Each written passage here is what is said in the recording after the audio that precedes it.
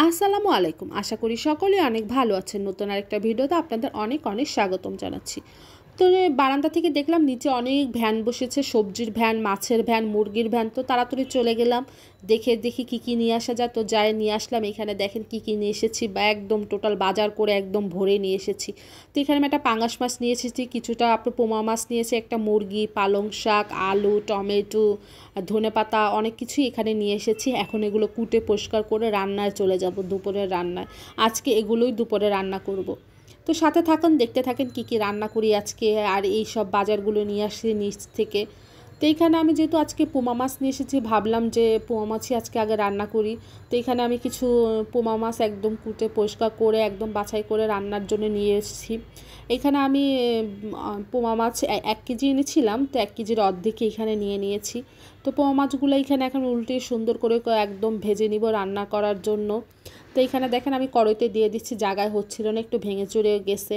তো আমি এখানে একদম সুন্দর করে 2 পাশ উল্টিয়ে একদম পোমা মাছগুলো ভেজে নিয়েছি রান্না করার জন্য। আমার ভাজা হয়ে যাওয়ার পর আমি এখন পোমা মাছগুলো রান্না করার জন্য এখানে পরিমাণ মতো সব মশলা দিয়ে দিয়েছি। পেঁয়াজ, আদা রসুনের পেস্ট, হলুদ গুঁড়া, মরিচের গুঁড়া দিয়ে এখানে মশলাটা সুন্দর করে ভুনে নিচ্ছি পোমা মাছের জন্য। পোমা মাছটা কে কে খেতে পছন্দ করেন অবশ্যই কমেন্ট করে জানাবেন। তো এইখানে পোমা মাছটা রান্না করার জন্য মশলা সুন্দর করে ভুনে নিয়েছি। আর এই ভোনার পর পোমা মাছটার জন্য আমি পরিমাণ মতো পানি দিয়ে দিয়েছি। পানিটা যখন বলক হবে তখনই পোমা মাছগুলো দিয়ে দিব এক এক করে। এই যেখানে পানিটা বলক এসেছে, এখন পোমা মাছগুলো সুন্দর করে এক এক করে দিয়ে দিব সেদ্ধ হওয়ার জন্য। এই যে মাছগুলো সব আমি দিয়ে দিচ্ছি। যেখানে মাছগুলো এক এক করে সুন্দর করে এখানে দিয়ে দিয়েছি। মাছগুলো দেখেন ভালো করে ঝোলে ডুবিয়ে দিয়েছি যেন মাছগুলো ভালো করে সেদ্ধ হয়ে যায়। তো এখানে মাছগুলো আমি ভালো করে ঝোলে ডুবিয়ে ডুবিয়ে দিচ্ছি যেন চারিদিকে সেদ্ধ হয়ে যায়। আমি সাথে কিছু টমেটো দিয়ে দিচ্ছি, মাছের পাশে টমেটো দিয়ে পোড়া পোড়া করবো। আর এই মাছের পাশে টমেটো দিয়ে খেতে খুবই ভালো লাগে এই সিজনে।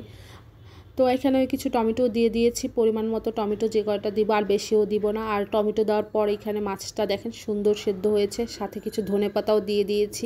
ধনেপাতা দিলে না পুরো মাছের টেস্টটাই চেঞ্জ হয়ে যায়। তো এখানে আমি তেল গরম করে তার মধ্যে পেঁয়াজ, কাঁচামরিচ দিয়ে সুন্দর করে একটু ভেজে নিচ্ছি, কারণ এর ভিতরে পালং শাক রান্না করব। তো এটা সুন্দর করে আমার ভাজা হয়ে গিয়েছে, তখন এখন আমি পালং শাকটা দিয়ে দেবো সুন্দর করে। সব পালং শাকগুলো আগেই আমি সুন্দর করে ধুয়ে পরিষ্কার করে রেখেছিলাম, আর সেগুলোই দিয়ে দিচ্ছি। আর পালং শাকের ভিতরে আমি একটা আলু দিয়েছিলাম, আর আলু দিলে পালং শাকটা আমার কাছে খেতে খুব ভালোই লাগে। তো আর পালং শাকের ভিতরে একটু হালকা লবণও দিয়ে দিলাম। আর পালং শাকটা এখন ঢেকে দিয়ে দিব সেদ্ধ হওয়ার জন্য। আর এই পালং শাক না রান্না করার পর একদম অল্প হয়ে যায়। দেখেন 1 পাতিল পালং শাক ছিল, আমার পাতিলে হচ্ছিল না। আর একদম দেখবেন পাতিলের তলায় পড়ে গেছে, মানে পালং শাকটা না একদম একটু হয়ে যায়।